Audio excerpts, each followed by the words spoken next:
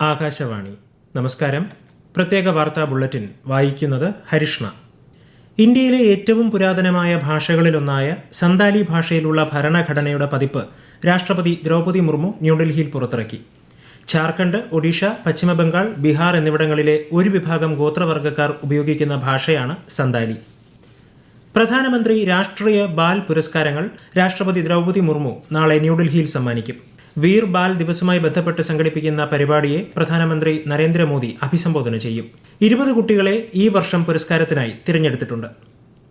സർക്കാർ പദ്ധതികൾ അർഹരായ എല്ലാ ഗുണഭോക്താക്കളിലേക്കും സമ്പൂർണ്ണമായി എത്തിക്കുക എന്നതാണ് കേന്ദ്ര സർക്കാരിന്റെ ലക്ഷ്യമെന്ന് പ്രധാനമന്ത്രി നരേന്ദ്രമോദി. അടൽ ബിഹാരി വാജ്പേയിയുടെ ജന്മവാർഷികത്തോടനുബന്ധിച്ച് ലക്നൌവിൽ രാഷ്ട്ര പ്രേരണാ സ്ഥൽ ഉദ്ഘാടനം ചെയ്യുകയായിരുന്നു ശ്രീ മോദി. കേന്ദ്ര ആഭ്യന്തരമന്ത്രി അമിത്ഷാ നാളെ ന്യൂഡൽഹിയിൽ ഭീകരവിരുദ്ധ സമ്മേളനം ഉദ്ഘാടനം ചെയ്യും. ദേശീയ സുരക്ഷയെ ബാധിക്കുന്ന വിഷയങ്ങളെക്കുറിച്ചും ഭീകരതയിൽ നിന്നുയർന്നുവരുന്ന ഭീഷണികളെക്കുറിച്ചും സമ്മേളനം ചർച്ച ചെയ്യും. രാജ്യത്തെ 40 ലക്ഷത്തോളം കർഷകർ സ്വാഭാവിക പ്രകൃതി കൃഷി രീതി അവലംബിച്ചിട്ടുണ്ടെന്ന് കേന്ദ്ര ആഭ്യന്തരമന്ത്രി അമിത്ഷാ. മധ്യപ്രദേശിലെ രേവയിൽ പ്രകൃതി കൃഷിയുമായി ബന്ധപ്പെട്ട സമ്മേളനത്തിൽ സംസാരിക്കുകയായിരുന്നു അദ്ദേഹം. പ്രകൃതി കൃഷി രീതിയിൽ പരീക്ഷണം നടത്തിയവർക്ക് ഉൽപാദനത്തിൽ വർധനയുണ്ടായതായും അദ്ദേഹം പറഞ്ഞു. സ്നേഹത്തിന്റെയും ഒരുമയുടെയും സന്ദേശമുയർത്തി ലോകം ക്രിസ്മസ് ആഘോഷിച്ചു. വത്തിക്കാനിലെ സെയിന്റ് പീറ്റർ ബസിലിക്കയിൽ ലിയോ 14 മാർപ്പാപ്പ തിരുപ്പിറവി ചടങ്ങുകൾക്ക് കാർമ്മികത്വം വഹിച്ചു. പ്രധാനമന്ത്രി നരേന്ദ്രമോദി ഡൽഹിയിൽ CNI സഭയുടെ റിഡംഷൻ കത്തീഡ്രൽ ചർച്ചിൽ പ്രാർത്ഥനാ ചടങ്ങുകളിൽ പങ്കെടുത്തു.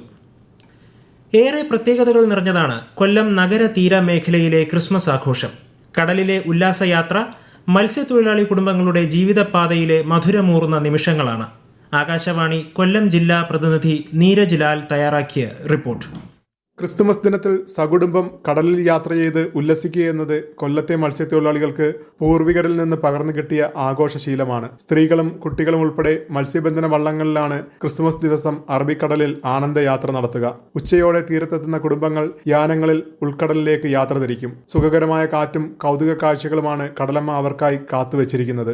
നിത്യവും ഉപജീവനത്തിനായി കടൽപ്പണിക്ക് പോകുന്ന ഇടങ്ങൾ പുരുഷന്മാർ കുട്ടികൾക്കും കുടുംബിനികൾക്കും കാട്ടിക്കൊടുക്കും. ജോലിക്കിടയിലെ അനുഭവവിശേഷങ്ങൾ അവരുമായി പങ്കുവയ്ക്കും. താന്നി മുതൽ തങ്കശ്ശേരി വരെ പല കേന്ദ്രങ്ങളിൽ നിന്നായി ഇങ്ങനെ കുടുംബങ്ങൾ പകൽ കടൽ യാത്ര നടത്തും. തിരിച്ചെത്തി കടലിൽ കുളിച്ച് ഉല്ലസിച്ചാണ് വീട്ടിലേക്ക് മടങ്ങുക. കേരളത്തിൽ തീവ്ര വോട്ടർ പട്ടിക പരിഷ്കരണത്തിന്റെ ഭാഗമായി പ്രസിദ്ധീകരിച്ച കരട് വോട്ടർ പട്ടികയിന്മേലുള്ള പരാതികളും അവകാശവാദങ്ങളും ജനുവരി 22 വരെ സമർപ്പിക്കാം. കരട് പട്ടികയിൽ ഉൾപ്പെടാത്ത ASD പട്ടികയിലുള്ളവരും വോട്ടർ പട്ടികയിൽ ഉൾപ്പെടുത്താനായി അപേക്ഷയും സത്യവാങ്മൂലവും നൽകണം.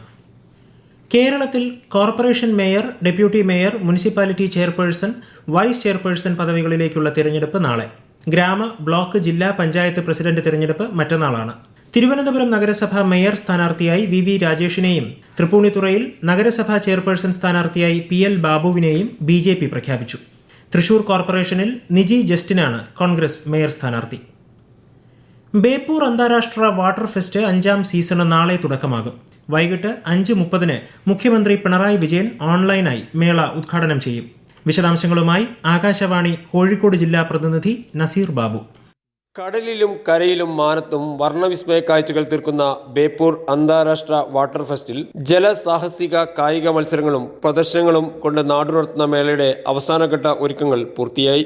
ജല കായിക ഇനങ്ങൾ, ഭക്ഷ്യമേള, അന്താരാഷ്ട്ര പട്ടം പറത്തൽ മത്സരം, മറ്റ് കലാസാംസ്കാരിക സംഗീത പരിപാടികൾ മേളയിൽ നടക്കും. സംസ്ഥാന വിനോദസഞ്ചാര വകുപ്പും ജില്ലാ ഭരണകൂടവും DTPCയും ചേർന്നാണ് പരിപാടി സംഘടിപ്പിക്കുന്നത്. ഫെസ്റ്റിന്റെ പ്രധാന ആകർഷണങ്ങളിലൊന്നായ ഭക്ഷ്യമേള ബേപ്പൂർ പാലിസം ഗ്രൗണ്ടിൽ 29 വരെ തുടരും. ഫെസ്റ്റിന്റെ 3 ദിവസങ്ങളിലും കോസ്റ്റ് ഗാർഡിന്റെയും നാവികസേനയുടെയും കപ്പലുകൾ ബേപ്പൂർ തുറമുഖത്ത് പൊതുജനങ്ങൾക്കായി പ്രദർശനത്തിനെത്തും. നവി മുംബൈ വിമാനത്താവളത്തിൽ വാണിജ്യാടിസ്ഥാനത്തിലുള്ള വിമാന സർവീസുകൾക്ക് തുടക്കമായി. ബംഗളൂരുവിൽ നിന്നുള്ള വിമാനം രാവിലെ 8 വിമാനത്താവളത്തിലിറങ്ങി. ഈ വാർത്തകൾ ആകാശവാണിയിൽ നിന്ന്.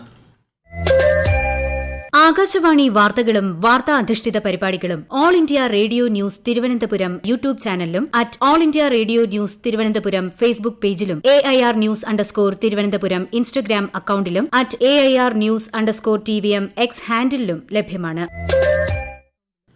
പ്രധാനമന്ത്രി നരേന്ദ്രമോദി ആകാശവാണിയിലൂടെ ജനങ്ങളുമായി ആശയങ്ങൾ പങ്കുവയ്ക്കുന്ന പ്രതിമാസ പ്രഭാഷണ പരിപാടി മൻ കി ബാത്ത് ഈ മാസം 28 രാവിലെ 11. പരിപാടിയുടെ 129ാം പതിപ്പാണിത്. മൻ കി ബാത്തിലേക്കുള്ള ആശയങ്ങളും അഭിപ്രായങ്ങളും MyGOV, നമോ ആപ്പ് എന്നിവയിലൂടെയോ 1800 117800 എന്ന ടോൾ ഫ്രീ നമ്പറിലോ നാളെ വരെ അറിയിക്കാം. 25 വർഷം തികഞ്ഞ് പ്രധാനമന്ത്രി ഗ്രാം സഡക് യോജന. ഗതാഗത സൗകര്യങ്ങൾ ലഭ്യമല്ലാതിരുന്ന ഗ്രാമങ്ങളിലേക്ക് എല്ലാ കാലാവസ്ഥയിലും ഗതാഗത സൗകര്യം ഉറപ്പാക്കുന്നതിനായി 2000 ഡിസംബർ 25-നാണ് പദ്ധതി ആരംഭിച്ചത്. റെയിൽവേ യാത്രാ നിരക്കിൽ പ്രഖ്യാപിച്ച വർധന ഇന്ന് അർദ്ധരാത്രി പ്രാബല്യത്തിൽ വരും.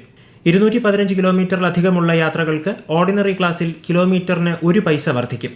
മെയിൽ, എക്സ്പ്രസ് ട്രെയിനുകളിലും AC ക്ലാസുകളിലും 2 പൈസ വർധനയുണ്ടാകും. നേരത്തെ ബുക്ക് ചെയ്ത ടിക്കറ്റുകൾക്ക് നിരക്ക് വർധന ബാധകമല്ല. കോഴിക്കോടിന്റെ വിനോദസഞ്ചാര മേഖലയ്ക്ക് പുത്തൻ അനുഭവം സമ്മാനിക്കാൻ കോഴിക്കോട് നിന്ന് ബേപ്പൂരിലേക്ക് ബോട്ട് സർവീസ് ആരംഭിക്കുന്നു. ബോട്ടിന്റെ ആദ്യ യാത്ര നാളെ രാവിലെ 10:30 മന്ത്രി PA മുഹമ്മദ് റിയാസ് ഉദ്ഘാടനം ചെയ്യും. മണ്ഡലകാല സമാപനത്തിന് ഒരു ദിനം മാത്രം ബാക്കി. തങ്കയങ്കി ഘോഷയാത്ര നാളെ ശബരിമല സന്നിധാനത്തെത്തും. 27-നാണ് മണ്ഡലപൂജ. ഇന്ന് മാത്രം ഇതുവരെ വിർച്വൽ ക്യൂ വഴി 67,000 തീർത്ഥാടകർ ദർശനം നടത്തി. വിശദാംശങ്ങളുമായി ആകാശവാണി പത്തനംതിട്ട ജില്ലാ പ്രതിനിധി ശ്രീജി എസ് ശ്രീധർ. മണ്ഡലപൂജയ്ക്ക് ശബരിമല ശാസ്താവിന് ചാർത്തുന്ന തങ്കയങ്കിയും വഹിച്ചുകൊണ്ടുള്ള രഥഘോഷയാത്ര റാന്നി രാമപുരം ക്ഷേത്രത്തിലെത്തി. ഇന്ന് രാത്രി പെരുന്നാട് ശാസ്താ ക്ഷേത്രത്തിലെത്തുന്ന തങ്കയങ്കി ഘോഷയാത്ര നാളെ ഉച്ചയ്ക്ക് പമ്പ ഗണപതി ക്ഷേത്രത്തിലും വൈകിട്ട് 6:30 സന്നിധാനത്തും എത്തിച്ചേരും. തുടർന്ന് സന്നിധാനത്ത് തങ്കയങ്കി ചാർത്തിയുള്ള മഹാദീപാരാധനയും നടക്കും. 27-ന് രാവിലെ 10:10-നും 11:30-നും മധ്യേ മണ്ഡലകാലത്തെ പ്രധാന ചടങ്ങായ മണ്ഡലപൂജയും നടക്കും. ശബരിമല സ്വർണ്ണക്കേസിലെ മുഖ്യപ്രതി ഉണ്ണികൃഷ്ണൻ പോറ്റി സോണിയാഗാന്ധിയെ സന്ദർശിച്ച സംഭവവുമായി ബന്ധപ്പെട്ട് അടൂർ പ്രകാശിന്റെ വെളിപ്പെടുത്തൽ ഗൌരവമേറിയതാണെന്ന് മന്ത്രി വി ശിവൻകുട്ടി. KC വേണുഗോപാൽ ഇക്കാര്യത്തിൽ അഭിപ്രായം പറയണമെന്നും അദ്ദേഹം ആവശ്യപ്പെട്ടു. 1 ലക്ഷം രൂപ പിന്നിട്ട സ്വർണ്ണവിലയിൽ കുതിപ്പ് തുടരുന്നു. പവന് 240 രൂപ വർദ്ധിച്ച് സർവകാല റെക്കോർഡിലെത്തി. 1,02,120 രൂപയിലാണ് ഇന്ന് വ്യാപാരം നടന്നത്. ഇന്ത്യ ശ്രീലങ്ക വനിതാ T20 പരമ്പരയിലെ 3-ാം മത്സരം നാളെ തിരുവനന്തപുരം കാര്യവട്ടം ഗ്രീൻഫീൽഡ് സ്റ്റേഡിയത്തിൽ നടക്കും. രാത്രി 7-നാണ് പോരാട്ടം. വിശദാംശങ്ങളുമായി ആകാശവാണി തിരുവനന്തപുരം ജില്ലാ പ്രതിനിധി രജു കോലിയക്കോട്. ചരിത്രത്തിലാദ്യമായാണ് രാജ്യാന്തര വനിതാ ക്രിക്കറ്റ് മത്സരത്തിന് തിരുവനന്തപുരം വേദിയാകുന്നത്. 5 മത്സരങ്ങളടങ്ങിയ ഇന്ത്യ ശ്രീലങ്ക വനിതാ T20 പരമ്പരയിലെ അവസാന 3 മത്സരങ്ങളാണ് കാര്യവട്ടം ഗ്രീൻഫീൽഡ് സ്റ്റേഡിയത്തിൽ നടക്കുന്നത്. നാളെ നടക്കുന്ന 3-ാം മത്സരത്തിന് ശേഷം 4-ാം മത്സരം ഈ മാസം 28-നും 5-ാം മത്സരം 30-നും നടക്കും. ഇരു ടീമുകളും സ്റ്റേഡിയത്തിൽ പരിശീലനം ആരംഭിച്ചു കഴിഞ്ഞു. ഫെബ്രുവരി 12-ന് നടക്കാനിരിക്കുന്ന ബംഗ്ലാദേശ് ദേശീയ തിരഞ്ഞെടുപ്പിൽ അവാമി ലീഗിന് പങ്കെടുക്കാൻ കഴിയില്ലെന്ന് ബംഗ്ലാദേശിലെ ഇടക്കാല സർക്കാർ.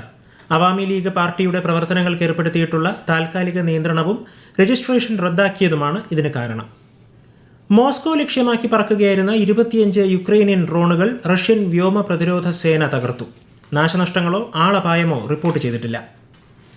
ജപ്പാൻ ആണവായുധങ്ങൾ സ്വന്തമാക്കണമെന്ന സർക്കാർ ഉദ്യോഗസ്ഥന്റെ പരാമർശത്തിനെതിരെ ജപ്പാനിൽ വ്യാപക പ്രതിഷേധം.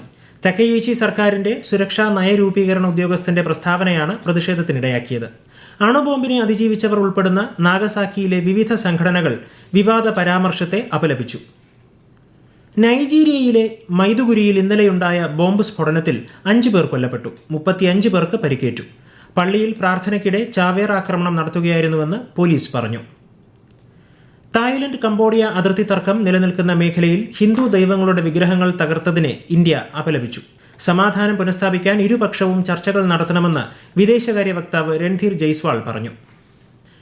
ഉന്നാവോ ബലാത്സംഗ കേസിൽ മുൻ MLA കുൽദീപ് സിംഗ് സെൻഗാറിന്റെ ജീവപര്യന്തം തടവ് മരവിപ്പിച്ചതിനെതിരെ സുപ്രീം കോടതിയെ സമീപിക്കുമെന്ന് CBI. ഡൽഹി ഹൈക്കോടതി ഡിവിഷൻ ബെഞ്ച് ഉത്തരവ് പഠിച്ച ശേഷമാണ് തീരുമാനമെന്ന് CBI വക്താവ് പറഞ്ഞു. റീൽ ചിത്രീകരിക്കാൻ ചുവപ്പ് ലൈറ്റടിച്ച് ട്രെയിൻ യാത്ര തടസ്സപ്പെടുത്തിയ സംഭവത്തിൽ 2 +2 വിദ്യാർത്ഥികൾക്കെതിരെ കേസെടുത്തു. ഇന്ന് പുലർച്ചെ തലശ്ശേരിക്കും മാഹിക്കുമിടയിൽ എറണാകുളം പൂനെ എക്സ്പ്രസിന്റെ യാത്രയാണ് ഇവർ തടസ്സപ്പെടുത്തിയത്. 2 വിദ്യാർത്ഥികളെയും കണ്ണൂർ റെയിൽവേ പോലീസ് അറസ്റ്റ് ചെയ്ത് ജാമ്യത്തിൽ വിട്ടു. തിരുവനന്തപുരം ജില്ലാ എംപ്ലോയ്മെന്റ് എക്സ്ചേഞ്ചിന് കീഴിലുള്ള എംപ്ലോയബിലിറ്റി സെന്ററിന്റെ ആഭിമുഖ്യത്തിൽ തൊഴിൽ മേള സംഘടിപ്പിക്കും.